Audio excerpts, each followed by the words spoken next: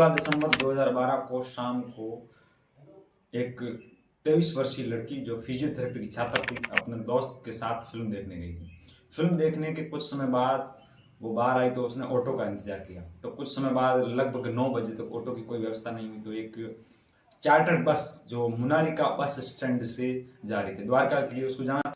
मुनारिका bus stand में उसे एक बस मिलती है, चार्टर्ड बस, जिसके अंदर 6 लोग सवार थे। 2 बस कंडक्टर और ड्राइवर और 4 उसके 2 अन्य मित्र थे। इस चार्टर बस के अंदर मुकेश सिंह, विनय शर्मा, पवन गुप्ता, अक्षय ठाकुर, राम सिंह और एक और लड़का नाबालिग था जिसकी उम्र 18 साल से कम थी। रात के करीबन 9:30 बजे मुनारिका से आगे महिपालपुर के पास पहुंचते ही नाबालिग लड़के और उसके साथियों ने दोनों के साथ झड़प शुरू कर दी। कहासुनी से शुरू हुई और एक मामूली झगड़े के बाद 1 घंटे तक जो हुआ ऐसा, एक तरफ निर्भया के मित्र के साथ मारपीट की, वहीं दूसरी ओर निर्भया को बस के पीछे ले गए और वहां पर उसके साथ मारपीट की। फिर उन्होंने लगातार बारी बारी के साथ बलात्कार किया। लगभग उन्होंने 1 घंटे तक बलात्कार किया।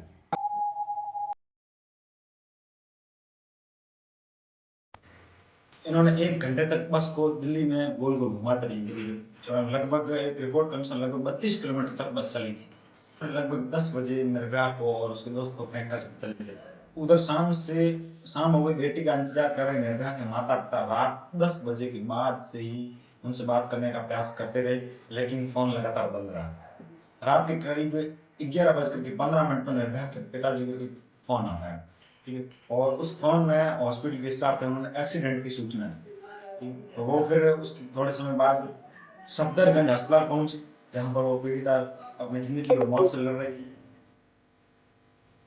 भारत सरकार द्वारा 27 दिसंबर को निर्भया को जो सिंगापुर अस्पताल भेजा गया, लेकिन इलाज करने के बाद फिर भी 29 दिसंबर 2012 को निर्भया ने सिंगापुर अस्पताल में दम तोड़ दिया। गैंगरेप के बाद पूरे देश में जबरदस्त प्रदर्शन हुआ। बलात्कार के खिलाफ कई कड़े कानून बनाने की मांग हुई। 23 दिसंबर 2012 को दिल्ली हाईकोर्ट ने आदेश के बाद इस मामले की सुनवाई की और जल्द निपटारे के लिए फास्ट ट्रैक कोर्ट बनी। 3 जनवरी 2013 को पुलिस ने जो 33 पेज की चार्जशीट दायर की। 21 जनवरी 2013 को कैमरे की निगरानी में 6 अभियुक्तों के खिलाफ केस हुई। फॉरेंसिक सबूतों और पीड़ितों के बयानों के आधार पर एक मजबूत केस तैयार की। उसके बाद गिरफ्तारियां हुई और कुछ दिनों के अंदर गिरफ्तारी हुई और चार्जशीट फाइल है वो कोर्ट को दी।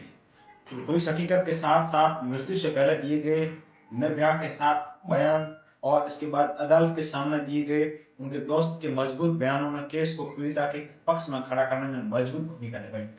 दिल्ली पुलिस ने हफ्ते में कम समय में राम सिंह, मुकेश सिंह, विनय शर्मा, पवन गुप्ता, अक्षय ठाकुर और एक नाबालिग 6 लोगों को गिरफ्तार कर लिया और इस गिरफ्तार करने में काफी समय लगा। गई सीसीटीवी मैं आपको अलग ही दोषी उनका डिटेल बताऊंगा। पहला है राम सिंह।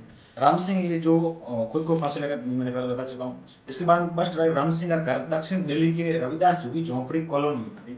ये जो बस का ड्राइवर था और राम सिंह ही उस बस का ड्राइवर था जिस पर 16 दिसंबर 2022 को निर्भया के साथ सामूहिक बलात्कार किया और भयावह आंतरिक चोट की वजह से कुछ दिनों तक इसकी जो उनकी जान चली गई।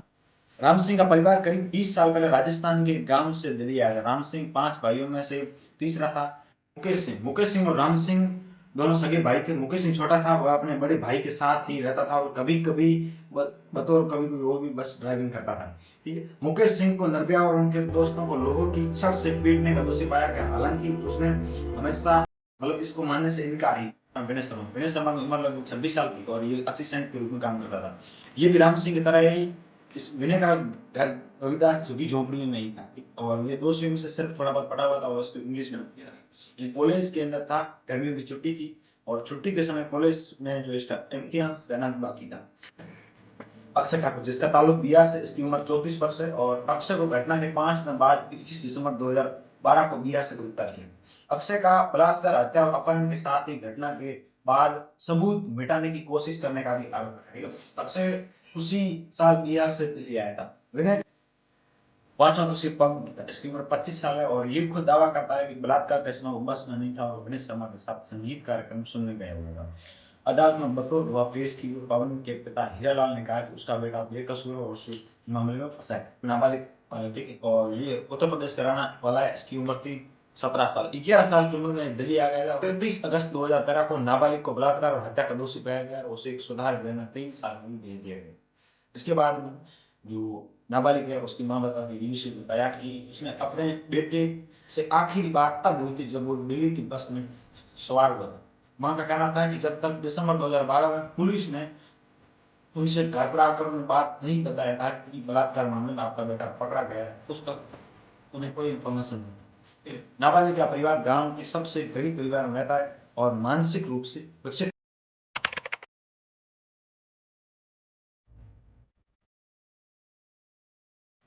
फिर एक दिनांक आती है 20 मार्च 2022। इस दिन निर्भया के चारों अभियुक्तों को फांसी दी गई।